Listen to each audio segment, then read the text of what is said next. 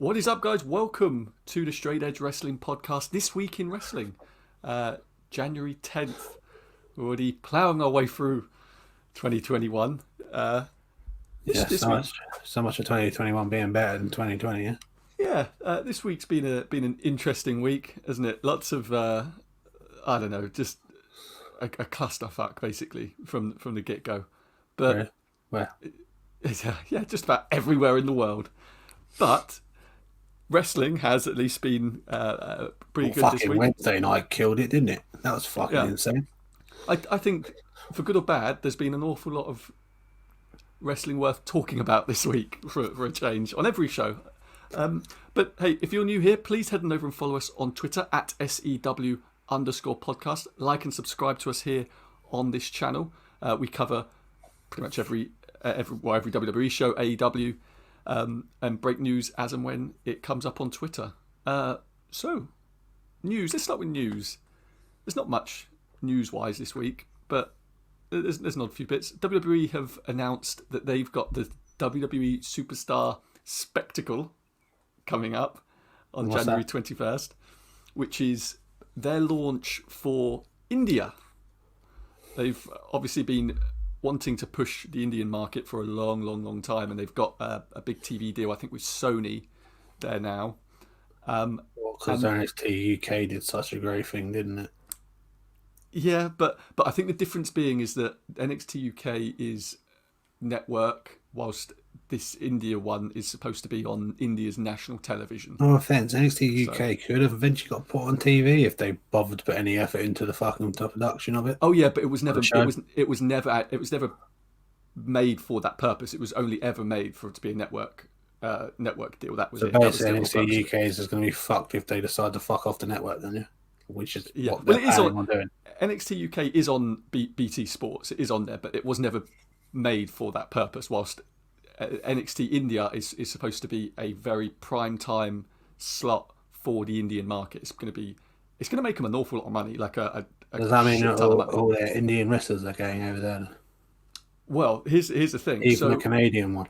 So on the 21st of January, I believe it is, or 22nd, they're going to have this launch where obviously they'll reveal it and they'll officially announce what they're going to do, and then they're going to be doing a one-day tournament to crown the WWE Indian champion, like they did with the UK Championship, where they did that one-day tournament.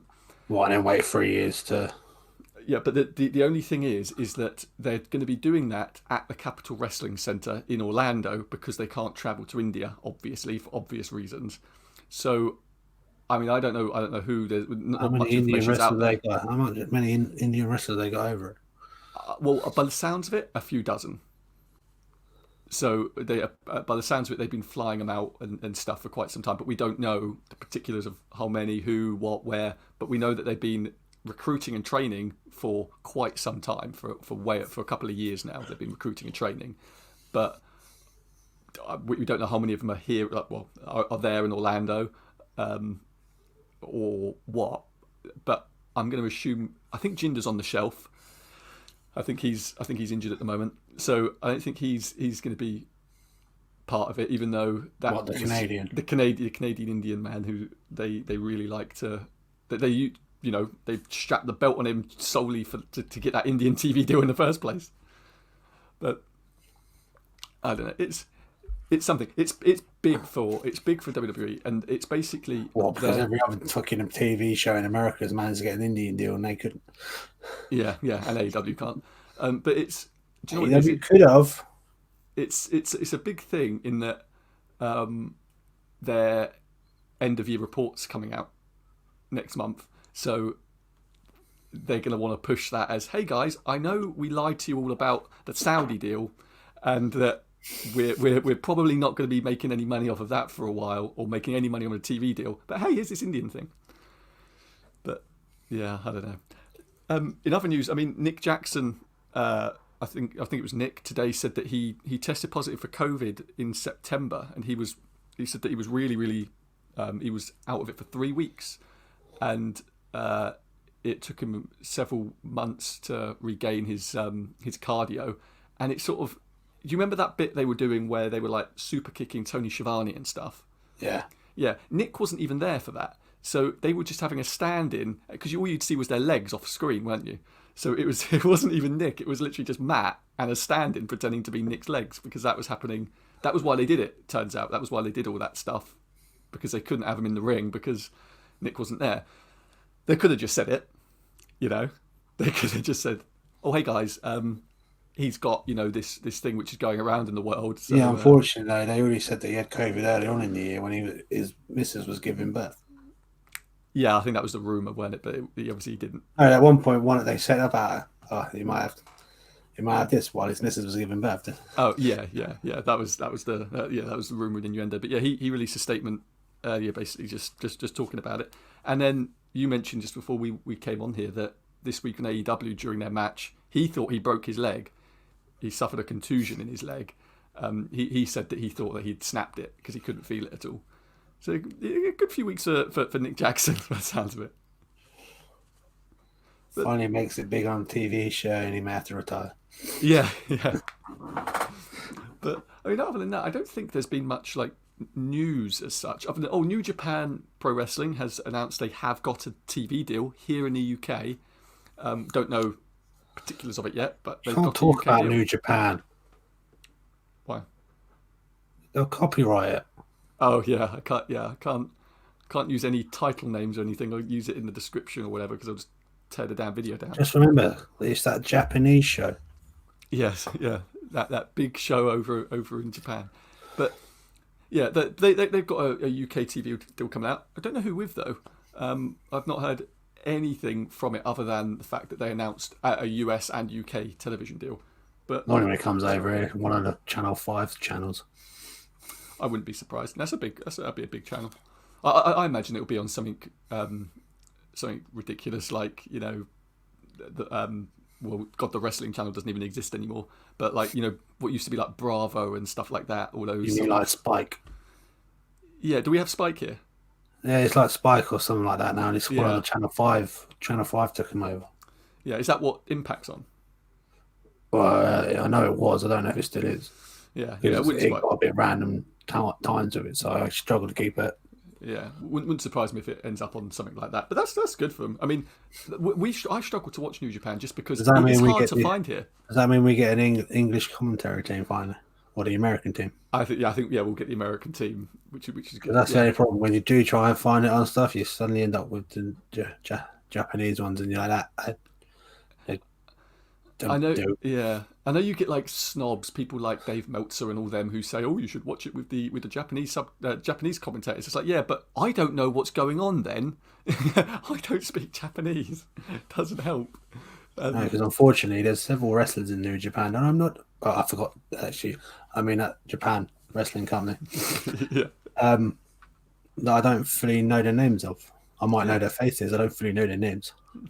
Yeah, exactly. So I need to be guided, especially when, like, as you say, we don't watch it all the time because it's hard to find here. If it comes here, we need the English commentary because we need to figure out who's aligned with who, and all that. But To be honest, the only one that matters is Will Ospreay. So yeah, Will Ospreay. I believe his match with Okada at New Japan at Wrestle Kingdom. Do you mind that Japan pay-per-view? I can say it. That's fine. His match with Okada at Wrestle Kingdom, I believe, is the highest rated match that Meltzer gave. Actually, I believe, which isn't a surprise, but I think it was a 5.25 stars. It's Will Ospreay, cause. Yeah. But I want to see how he wrestles now with his new build. Yeah, he's. I haven't had a chance to see that yet.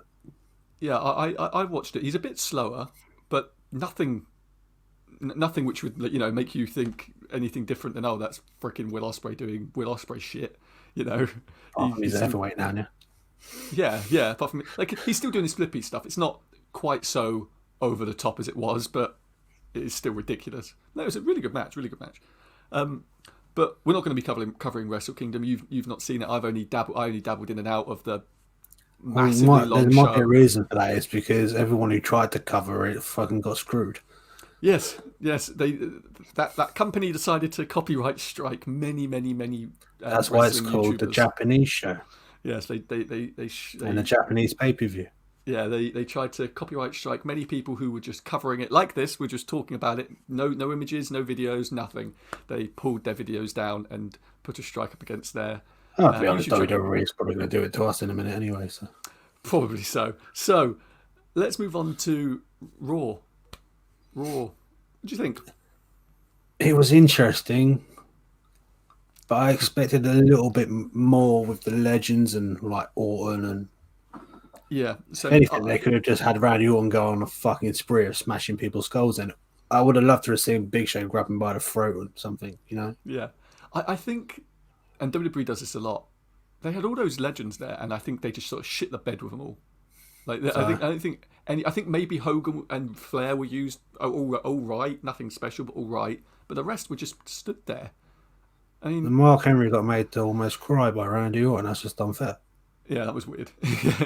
But yeah, I don't know. I'm also confused. He's got a battery-powered fucking little scooter thing, and he's just pushing it along. I did like Orton going up to Big Show, going up to Mark Henry and stuff. I did think that was, and Flair. I thought that was good, but as you say, there could have been more to it. Also, I know it's like, whatever. We're not supposed to acknowledge it, but IRS was there, who is Mike Rotunda, who is Bray Wyatt's dad. He was there, having punt IRS in the head. I think he's done enough to. I think he's done enough to that family. Yeah, but acknowledge it, because everyone was like, he set his son on fire. Exactly. Everyone's like, "Hey, Mike, are you going to say something about the fact that he burned your son alive?" But yeah, no. So I'm not being paid enough for that gig. Yeah. The show was supposed to start with a Hulk Hogan in-ring promo, and instead he tried to sell his own new iPhone. Yeah. Yeah, I don't know why they came up with that idea. And then they changed it at the last minute. Basically, they changed a lot of the show at the last minute, which we'll get to when we discuss the main event. Yeah, we'll get to the main event. We'll discuss that bit. But on a whole, the show kept me captivated in the sense of I wanted to see what they were going to do with the legends. The ratings done well as well, but I was also a bit disappointed when Randy Orton finally said that he didn't do anything to Bliss, and Bliss has just vanished again. And also, that took them about 30 minutes to acknowledge that at all, because the show started with Hogan, we went to Miz and Morrison and all that, and we had the New Day, and it was during that match when they suddenly just threw out there, oh, by the way, Alexa Bliss didn't burn alive last week. I know we left you just... Quickly talking about the Miz and Jonathan Morrison, does it start to get the feeling that those two are getting ready to go their separate ways? I think they're edging towards that. Yeah, Miz is starting to become more of a serious person, ready to cash in his money in the bank because he's only got a few more months left with it. Yeah, I think they're gonna go with that. I'm going to assume it's probably they're going to have like a breaking point thing at the Rumble or something, like they're going to eliminate each other or whatever, one of those sort of things. I just hope they let John Morrison once again become the original person to do what he invented, which was the best way to stop yourself from being escaped and get back in the ring. Yeah, which Kofi then stole. Yeah, and now they've just made it Kofi's thing. So, I mean, what else was on the show which was of note before the main event? Good question. Because I mean, like, as I say, there was lots of like individual like segments which were good, like from Randy Orton, like carrying the Randy Orton thing through. The Ric Flair and Charlotte thing was quite interesting. Yeah, I did quite like the way it was a bit confusing where he fought for something. If he actually opened his eyes, he may not cost his daughter the match, but Yeah. I thought that was interesting. Her getting in his face and like, but I feel like we've done that before. Well, they did. That's how they sort of yeah. I'm thinking, I'm sure I've seen this before, but maybe I'm losing my mind. Did you not learn your lesson the last time? Yeah. You'd have thought. Your father out with you anymore. Yeah. But yeah, the main event. So we had a very bizarre thing backstage with Hulk Hogan and Drew and Jimmy Hart. Obviously Jimmy Hart's there because he just carries Hulk Hogan's bags everywhere he goes. And someone needs to. And then Hogan and Drew cut a promo backstage, which was very bizarre, and makes it even more bizarre by what was to follow. Keith Lee and Drew have a great match, a really great match. I feel like Keith Lee was robbed, if I'm honest. Yeah. They had all the legends sat out on the damn ramp for some reason watching it, which is fine, but whatever.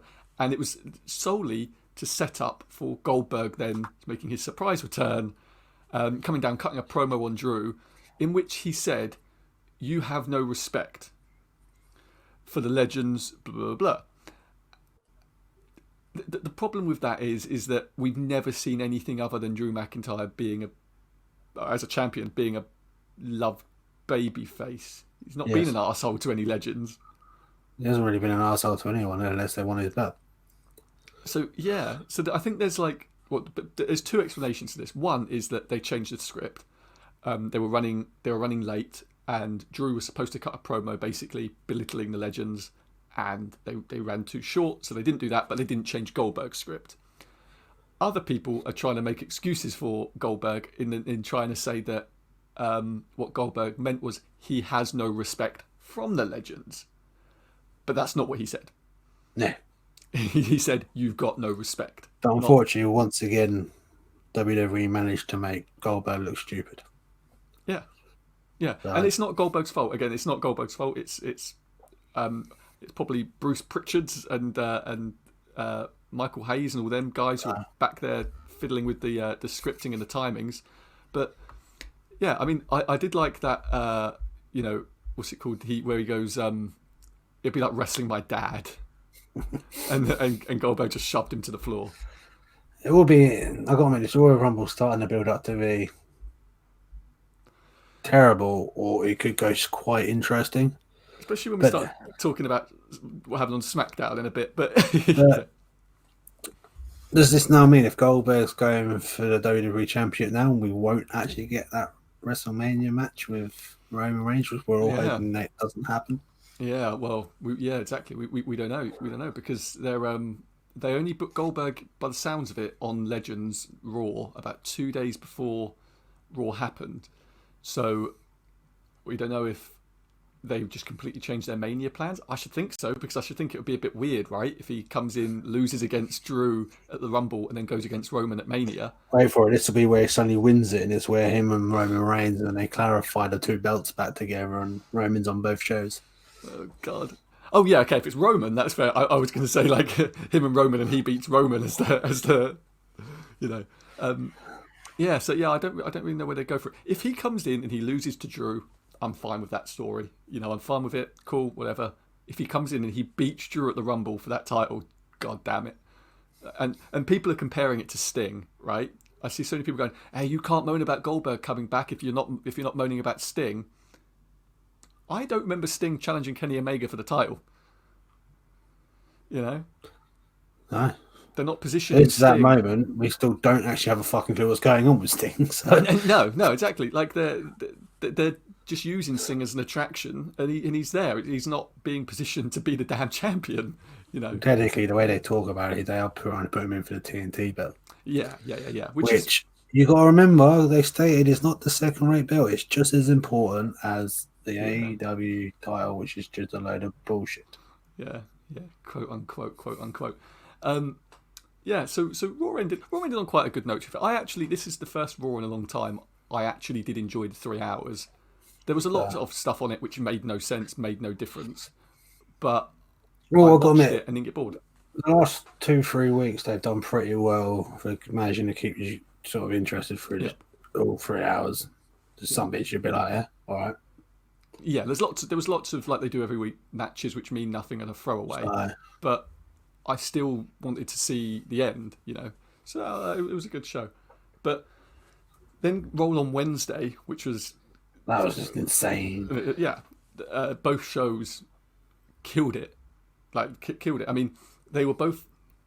Unfortunately, they were both very much hurt in the sense of not many people watched it because America was on fire that evening. Yeah, because America was on fire that evening, so not many people actually watched the shows. I mean, on my Twitter feed, as the shows were going on, very few people were even talking about them, which is a shame, because they were both very good shows. So, start of NXT, obviously, Dexter Lumis as the host. To be honest, it was the great bit with Dexter Lumis when it come to Johnny and his crew, especially with the weird entrance they made to celebrate. Yeah. Even though that when I was watching it, it had an advert at that point. It's picture in picture.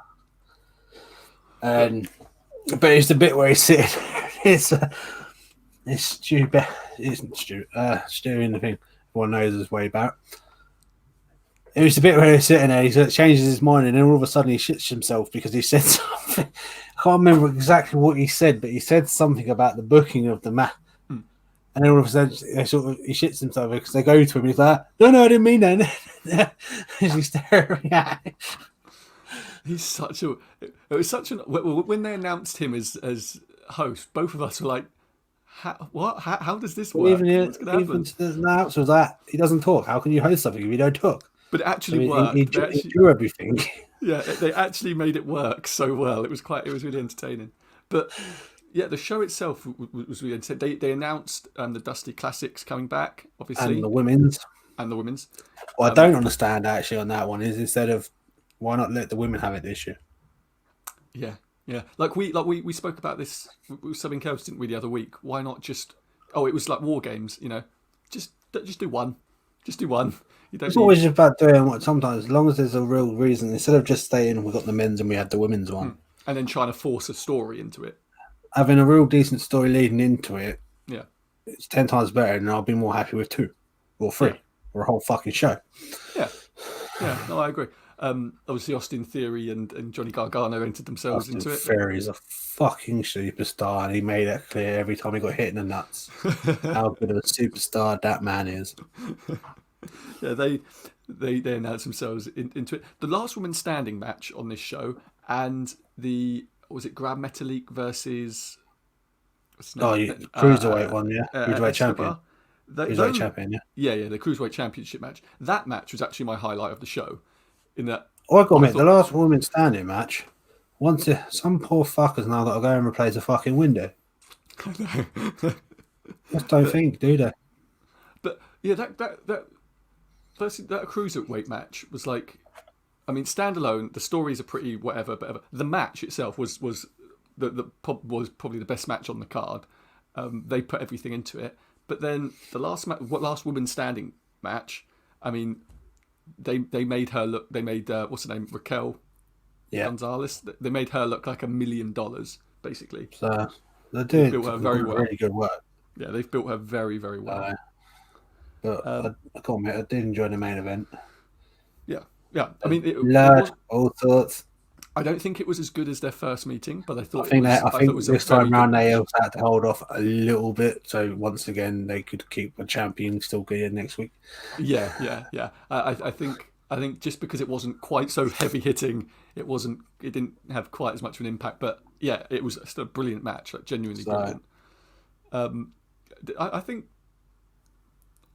the only problem is that moving forward, doing the Dusty Classic is that tournaments don't draw. It's quite proven that they don't draw. So they just do the Dusty Comic thing. I don't think they care for the thing for it. I think it's more just to honour the man. It's the reason why they always did the Dusty. Oh yeah, I know. But I mean, like, because they're going to be doing it all in 2 weeks, or 3 weeks essentially. It means that they're not going to get the viewers because tournaments just don't draw. They've never drawn. It's weird to me that they don't do it as a network special. To be honest, as like a night, like King of the Ring. You know what I mean? So what will actually be interesting to see about it is because normally you have some guys come back from Raw and SmackDown to go on it. Yeah, so it'll be interesting to see. Yeah, and I think what they get from it. Yeah, I think last year they brought in a couple of older guys, didn't they? Every year you'll get some that will come back because normally like Finn Balor pop back down for some, and other ones have popped down for some. Yeah, like James Storm in one year and stuff. Well, that's because he was there for like 6 months before his life. Fuck this life. Yeah, but yes, it would be interesting. Obviously, it's a bit weird with like how they balance their their COVID bubbles and stuff, and trying to keep the Capital Wrestling guys away from the Thunderdome guys. But yeah, it'd be interesting. AEW, so again, a very good show. From start to finish on that. Yeah, I think they killed it. I think they actually killed it. So they started the night. Let me get it up here because I can't. It was the 8-man tag, wasn't it? Yeah. The hybrid 8-man tag. Hybrid and the Acclaimed versus Young Bucks and SCU. Yeah, which was a killer match. Always. The thing is, I don't think it's not even worthwhile going through AEW going, that's a good match, because they always deliver on matches.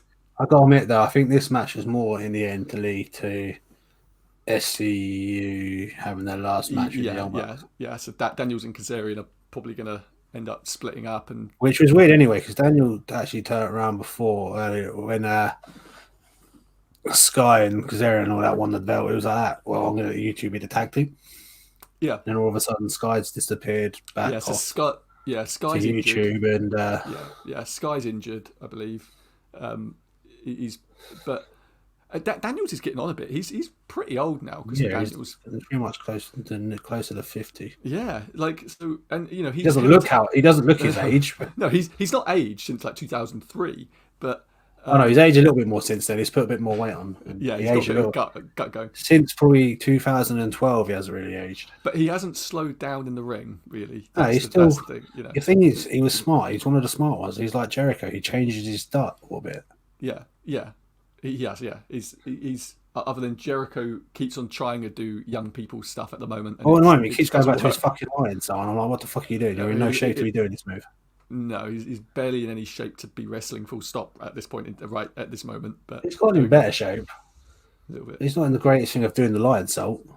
No, but yeah, so yeah, I mean, it wouldn't surprise me if Christopher Daniels, this is it for him, or like semi-retirement in the sense of. Well, I think the idea was he's head of talent relations. I think he was stepping towards now becoming back staff. Yeah, well, he's the head of talent relations for AEW, so now probably coach. Yeah. So it wouldn't surprise me if he wants to focus more on that and managing the talents backstage and contracts and bits like that, and scouting, because that's what he's been doing there. So yeah, it wouldn't surprise me. But yeah, we then had Jon Moxley come down and cut a great promo. Yes, I thought very good promo. Basically saying, watch your back, Kenny. when you least expect it, I'm coming for you, which I thought was interesting. And. Jake Hager versus Wardlow. Finally. I thought that was really good. That was fucking great. I thought it was great. And I'm so happy Wardlow actually won it. Yeah, I didn't think he was going to, if I'm honest. Because I also liked how they went into the segment later on with Max and Jake. Yeah, I thought it was good. I like the idea, like Wardlow and Jake Hager like bumping fists at the end, and then Jake and MJF afterwards. I thought, and do you know what? They told that little subtle story between Jake and Wardlow for quite a long time now. It's been like 7 months. Let's be honest, when they all come together and he's looking at me. No, man, they're looking at me. And they're both still sort of staring at each other, but not staring at each other. Fucking quality. Yeah, that's good. And you know what? This is the first time I think we've really been able to see Wardlow go since he like debuted. Like, really, because otherwise he's just been sort of like the lackey for MJF or being in a corner man or whatever. There was the odd few moments. It took a while for him to actually get in the ring. Yeah. I can't remember who. I think it was his first match. It was against Cody, weren't it, in the cage? And yes, I think it was. Yeah, and like that was a great match. But since then, you've seen him here and there or in tag team matches, but nothing on his own. So I thought he'd done a great job here. So, and. we had Darby Allin, didn't we? We had Darby Allin and Sting. With the Tazla crew, yay. Yeah. There's telling a slow build, and then there's dragging your damn feet. And I think every once in a while you need a little interaction, and there ain't much really happened with all of this properly. Yeah, I think that's the problem here. It's like there's a fine balance between slow build and just taking your time and go way too slow. And it doesn't help because all of a sudden Cody shows up into it in the middle, then disappears and then comes back. Yeah, I don't get. I don't understand why you have Sting on your damn show. He's there, he's backstage, and this is all you got him doing. That blows my damn mind. Like, you know what I mean? He's one of the all-time greats, and it's the same criticism that I just leveled at WWE. You fly these guys in for them to appear for 30 seconds. It makes no sense to me whatsoever. You want to know why? Because they love the appearance of the snow. Yeah, it was a great entrance, to be fair. I do like it, but yeah, I don't know. They just need to sort of like ramp it up a little bit. I want to hear Sting speak. I want to hear something out of him as to why the hell other than not that cheery Sting we saw with Cody and Tony, I would like to finally understand properly. You get that confirmation of why he's Yeah, and like I know we've beaten this to death before, but we've seen we know who Sting is now. It's not the same as WCW Sting. We know who he is. When he was the Crow floating outside, not saying anything, that long thing, that months-long build of who is he, why is he here, was interesting then, but we know him now, so it's not really, it's not an introduction. Bring back the Joker Sting. Yeah, and he loves it. He thought that was great. Fucking loved it. Yeah. So we then had we had Matt Sydal and Cody Rhodes. I forgot. The worst fucking frog splash in the history of wrestling. Oh, Sasha Banks is probably kicking the shit out of her uncle. So Snoop Dogg and Cody are in a TV show together, judging crap, and this is obviously just a promo for that. WWE pulled the Snoop Dogg Undertaker merch line because of it. Still don't understand that one. Why it existed anyway, let alone. But anyway, and Snoop Dogg delivered the worst looking, what he called it, frog splash, ever. He just basically fell. He just did a splash. Yeah, he did the motions with his arms and then didn't do anything with those lanky legs of his. Yeah. Yeah, he just literally just fell basically off the top and done that. That was it. But there we go. And we had a women's championship match. The Mystic Women's Championship that apparently exists on AEW. It was a very good match. The NWA title's back next week. I'm actually looking forward to see if... Yeah, but who they're defending it against, I'm quite looking to see if she can do it. Yeah. And plus, I should get to see a bit more of Anna Jay as well. So that was good to be happy. I think they've become aware of the fact that basically the main criticism being levelled at them is about the women and the lack of push. I think they're going to now this year become very aware of that, especially because Pro Wrestling Tees, who obviously does all of AEW's merch, announced who their top 25 best sellers of the year were. Obviously not just AEW, but WWE retirees and all that. Obviously Brody Lee was actually number one. With his memorial T-shirt, but Britt Baker was in there, beating out some big AEW stars. Britt Baker was in there, which tells you something really, that people kind of actually like her. People have no taste. Yeah, but but I mean, it tells you something. It tells you something if they're willing to go and buy her stuff. That they all want a dentist appointment. Yeah. They all everyone wants a really hot dentist. And then we came to our main event, which was Kenny versus Ray Phoenix, which was just... Actually, can we talk a little bit more about the women's title? Because there was a lot of very crappy fake blood fighting crap, which was a bit much. Yeah. Especially when she's still holding her neck earlier on, like dried makeup blood now going around her neck, and you're like, what?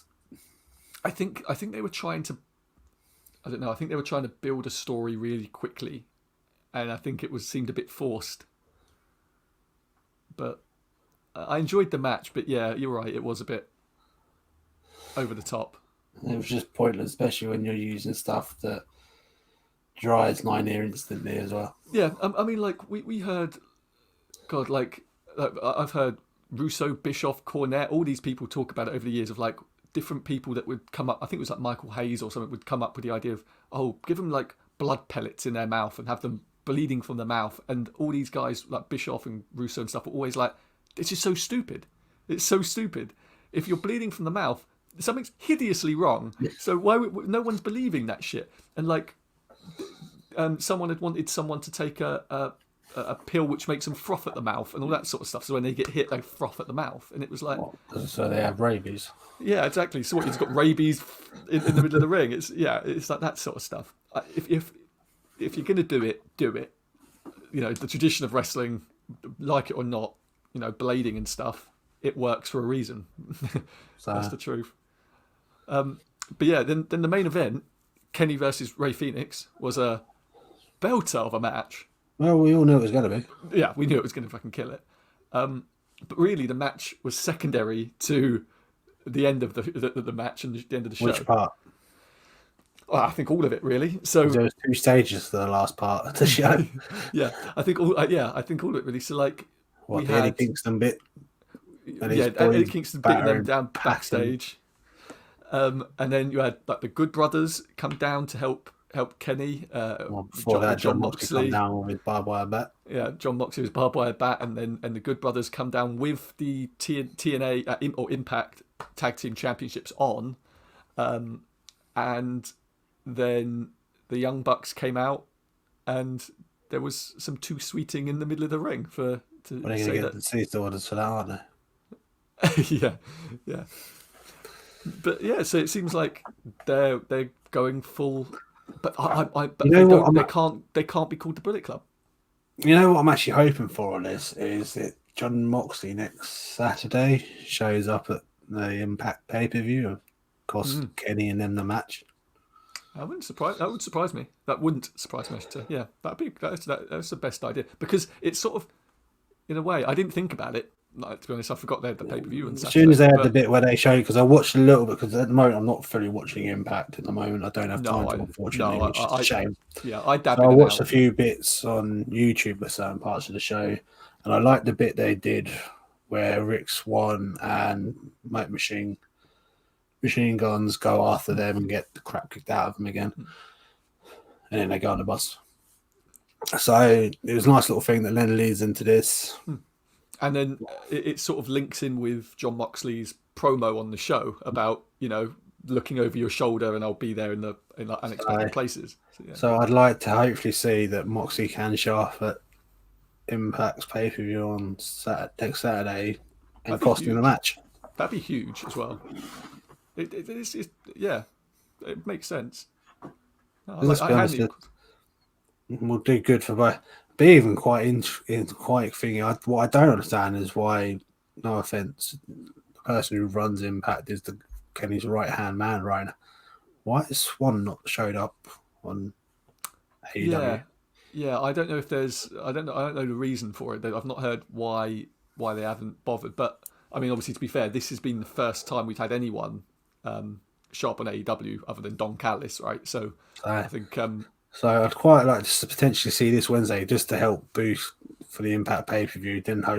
Not to have so much John Moxley have anything to do with that group. I'd rather have him show up at the Impact pay-per-view, cost them the match. I don't mind seeing Swan and Machine Gun show up at Impact just to try and get one over on Kenny. As long as Kenny could show up for an AEW, because it doesn't happen very often that Kenny shows up these days for an AEW Dynamite. No. You're lucky if you get an interview from him in a fucking hotel fucking lobby. Yeah. Which again is weird. It's one of those things again, like Sting. It's weird in that he's there at every show. Why is he not doing something? But no, I get it. Yeah, that's a really good point. I to be honest, I'd forgotten that the Impact pay-per-view was coming soon. This is why I'd make a great booker. Yeah, I'd forgotten that was coming soon. So yeah, that actually makes perfect sense. Yeah, and then on Friday, we had SmackDown, which was a bizarre show. Yeah, well, this is the problem now where people are shitting on, this is what... I saw a tweet earlier on which shows this is what WWE is offering us for the beginning of 2021, and it's Goldberg, Drew... and Adam Pearce versus Roman. Yes. And then Impact's offering us, Kenny and Rich, yeah. We'll get Swan and that trouble thing, and then AEW's offering this fucking thing at the minute. So yeah, and you're like, I can see that argument, but the problem right now is you guys can shit on something without quite seeing how the story goes. The stuff with Roman storylines can go quite well. And I thought it was bizarre, and I'll tell you why. I didn't watch SmackDown live, and then I just logged into Twitter on Saturday and I saw the match graphic of Roman versus Adam Pearce, and I was just like, what the hell has happened here? I saw stuff on Twitter about people saying how the Pearce is now going to be facing Roman. I was like, all right, is that something that happened on SmackDown? Yeah. So eventually.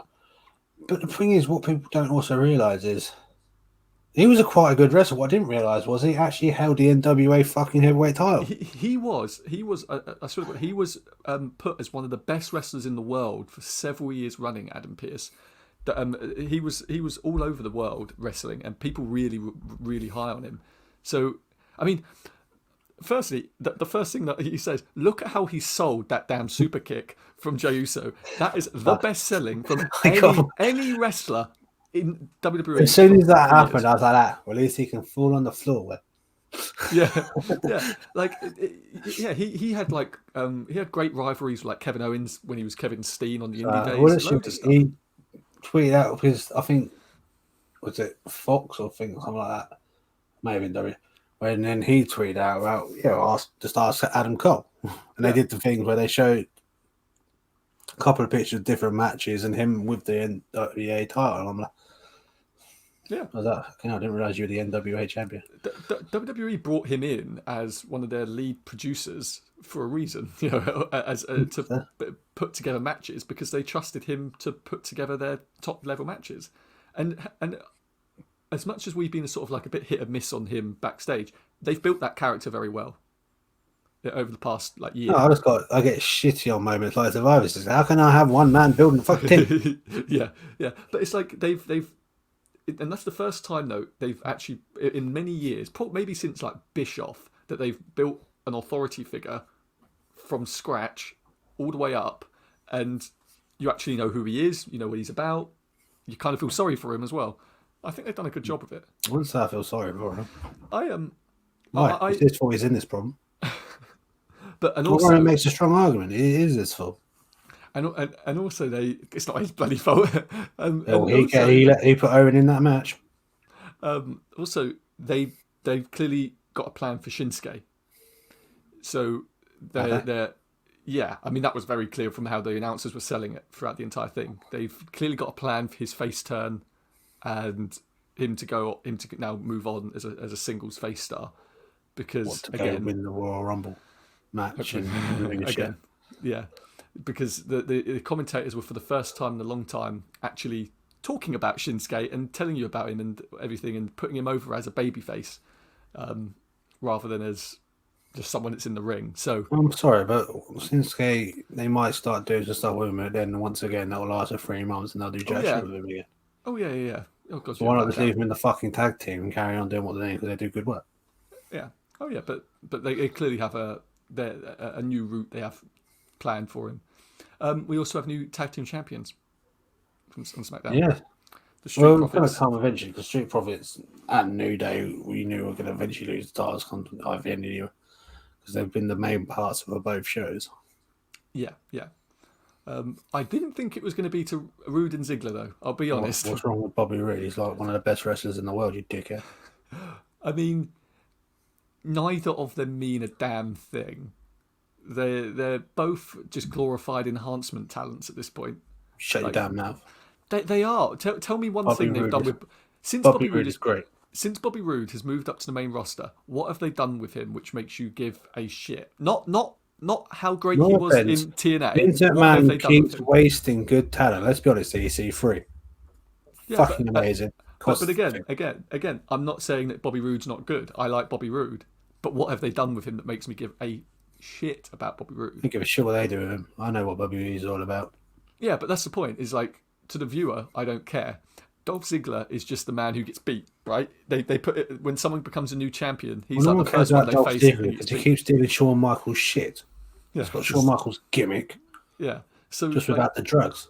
I'm not saying that they couldn't be something, and I hope they do spend the time and build it. But they've had a long time with Roode and Ziggler, and they've just not bothered thus far. What are you chatting about? Bobby Roode almost won the WWE Championship a few months ago. Did he though? Yes, he did. I watched the match. I was impressed with him, and then they transferred him to SmackDown, and it all went to shit for him again. Yeah. I don't know. It's just that they've just done nothing with him. But look, hopefully, fingers crossed, this run they'll actually do something with him again. But I will lay money on the fact that the Street Profits will win those titles back at the Royal Rumble. Yeah, that's probably the likely outcome. But look, you're right in the sense of like WWE are in a holding pattern. They do this every year. It's like Mania season is coming, so Goldberg's back. Let's build some gimmicky matches. I don't know where they go from here. I really don't. You wait for it. Undertaker's supposed to have done his last match. He'll be back for WrestleMania. Yeah. I don't know where. I really don't know what the card now looks like for WrestleMania. Actually, I'm a bit thing on that. You got a Legends night, but where was the Undertaker? You have a perfect true image in time of Paradise to have Undertaker make a presence. Yeah, and no Austin. Normally they bring Austin back for these things, for those ones. But he's too busy drinking beer somewhere. Yeah, I think he cares too much. He crashed his pickup on the way there. But yeah, that was.